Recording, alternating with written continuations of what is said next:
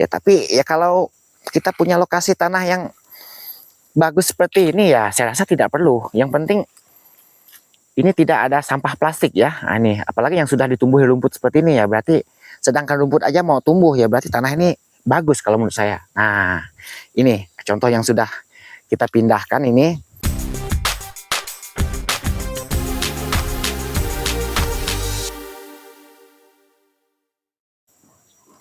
Selamat pagi untuk teman-teman para sahabat petani kelapa sawit.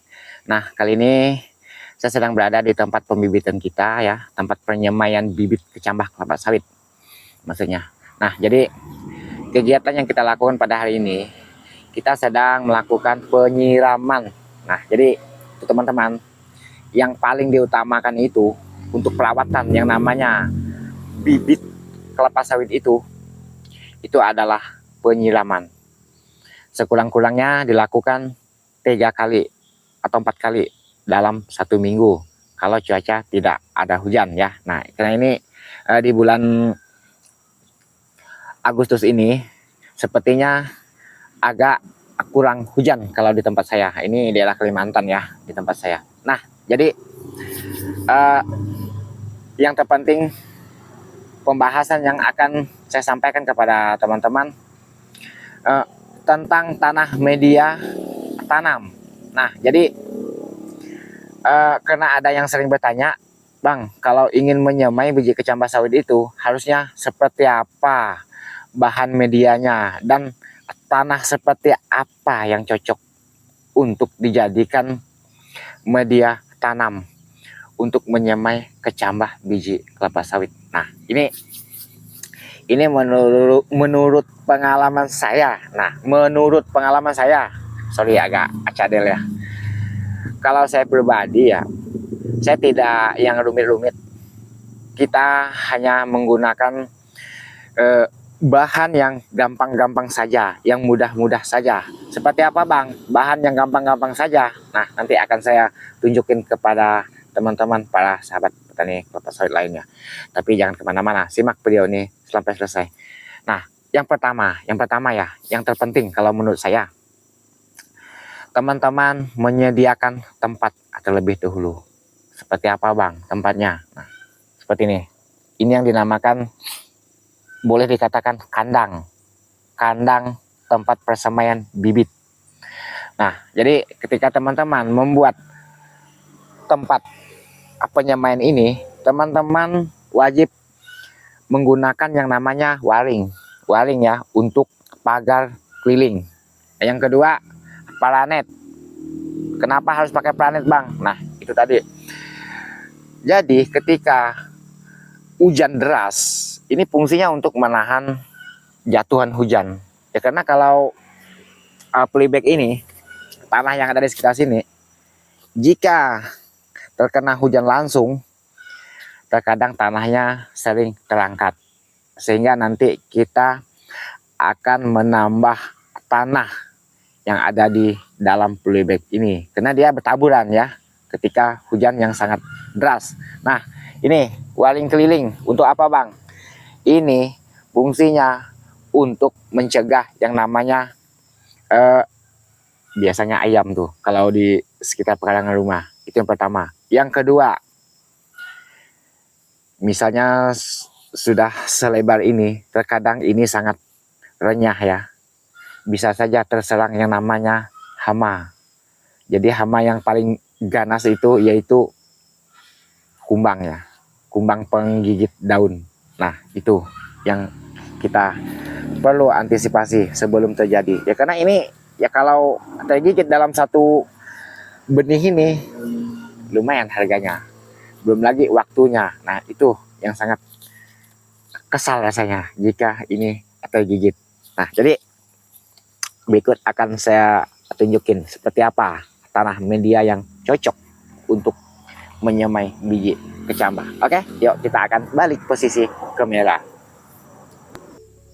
Nah, jadi sebelum kita membahas tentang tanah media tanaman tadi, kita akan tunjukin contoh tanaman yang sudah hidup ya, yang boleh dikatakan hidup normal. Boleh dikatakan ini 99% ini semuanya hidup ya. Nah ini tidak ada yang bolong, satu pun tidak ada yang mati ya. Nah ini contohnya ya. Nah jadi kita lanjut lagi tentang yang namanya kandang bibit itu tadi. Nah ini kan kapasitas biji kecambah yang agak banyak, jadi kita bikinnya agak besar. Nah misalkan teman-teman misalnya cuma jumlah sedikit, ya tentu teman-teman bikin tempatnya itu tidak perlu terlalu besar, karena kita di sini menjelaskan sesuatu ingin yang simple saja tapi tidak gagal. Nah karena yang namanya gagal di saat membibit itu ya, apalagi yang namanya bibit unggul, belum lagi indahnya lama, wih itu sangat mengecewakan teman-teman. Nah jadi ini contoh yang sudah tumbuh ya. Ini usianya sudah 40 hari pada hari ini ya. Nah jadi nanti ketika usianya sudah mencapai 60 hari ya, atau 2 bulan, nah ini biasanya akan kita kita pindah ke polybag yang lebih besar seperti yang ada di itu yang di depan situ. Nah, ini contohnya ya yang sudah tumbuh. Menurut saya ini ya boleh lah ini, karena ini tidak ada yang gagal ya, semua tumbuh ya. Nah seperti ini ya. Memang sih kalau masalah suburnya ini ya tidak terlalu bagaimana, kita yang terpenting dia semuanya hidup. Nah ini saya tunjukin perbedaannya.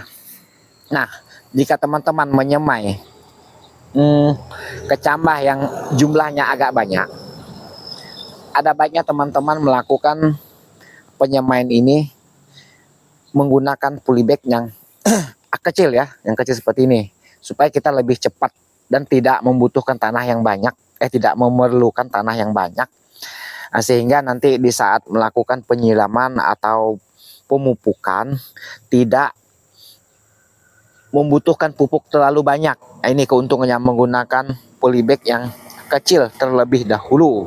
Ya lagi pula tidak merepotkan kita ya, supaya tidak membuat tempat bibit ini terlalu besar. Nah, ini fungsinya kita lakukan menggunakan polybag yang kecil terlebih dahulu. Nah ini ada sebagian yang kita lakukan langsung di polybag yang besar, karena waktu itu tidak cukup polybag kecilnya. Nah ini tumbuhnya sangat berbeda, agak kecil ya.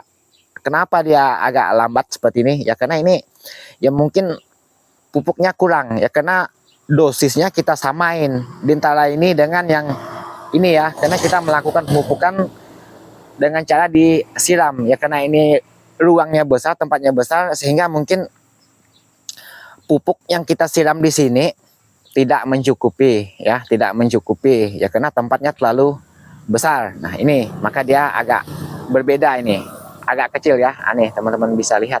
Nah jadi supaya tidak gagal tadi apa bang, dan bagaimana supaya tidak gagal? Nah jadi ini terkadang yang bikin kita gagal itu kan yaitu hama ya, hama.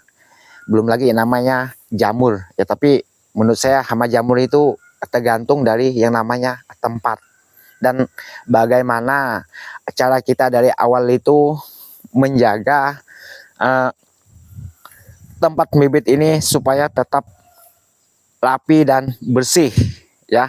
Ya karena ini dibilang cerewet tidak juga, dibilang tidak cerewet tapi terkadang gampang terserang oleh hama.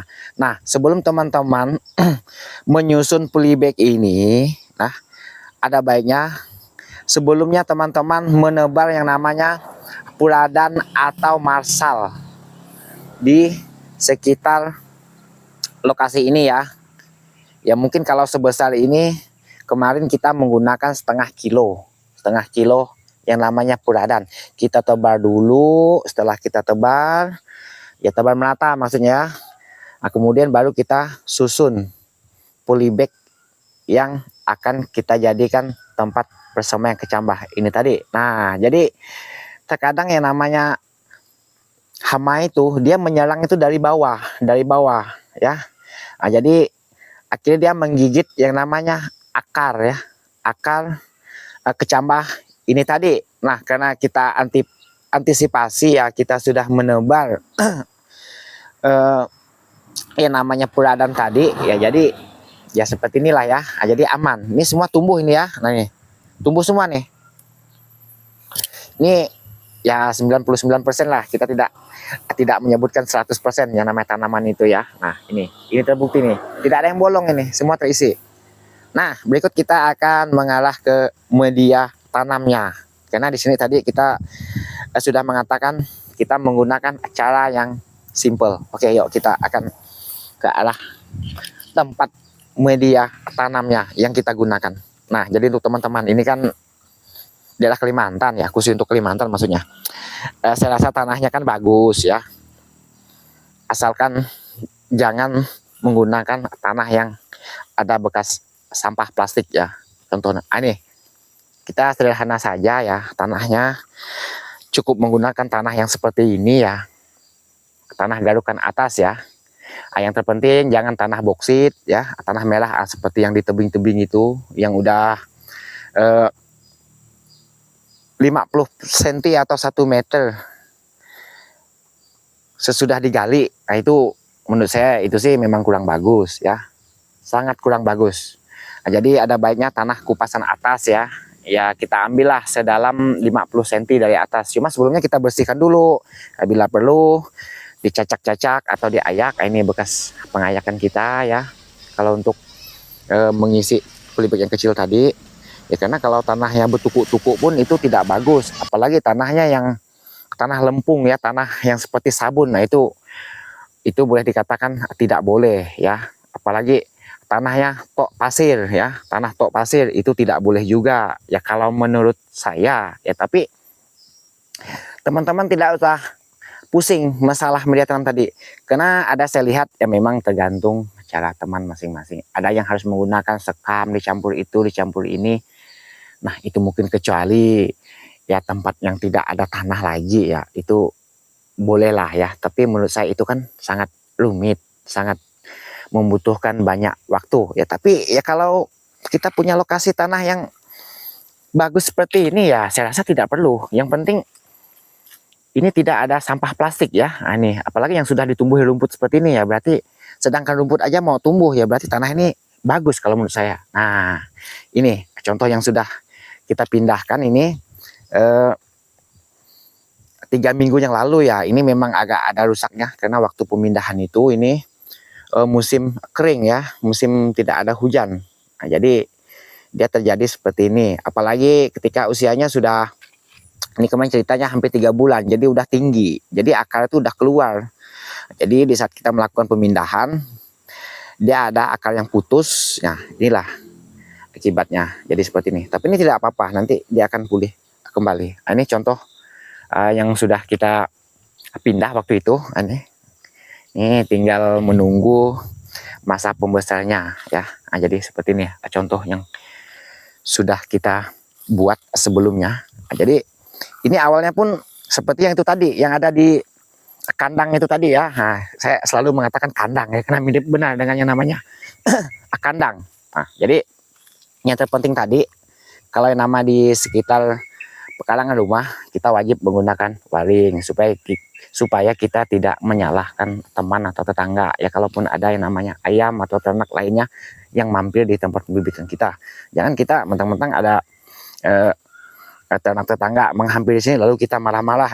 Itu ada kesalahan pada diri kita ya, karena yang namanya di kampung ya maklum lah ya. Nah, itu kita pun punya yang namanya ayam. Ini yang sering merusak bibit nih,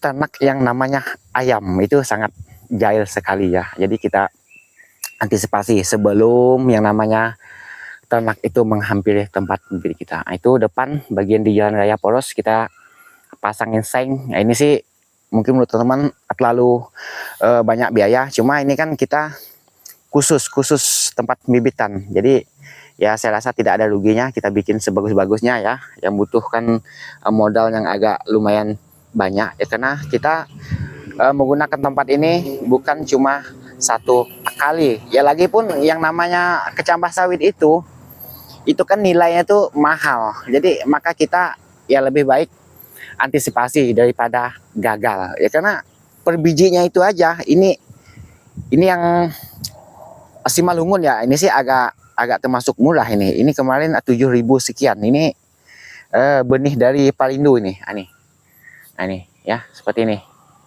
Oke. Videonya sampai di sini yang bisa saya sampaikan. Semoga video ini memberi manfaat untuk teman-teman para sahabat petani pemula khususnya. Dan saya ucapkan banyak terima kasih yang sudah menonton video ini sampai selesai. Sukses untuk teman-teman para sahabat petani kelapa sawit mandiri.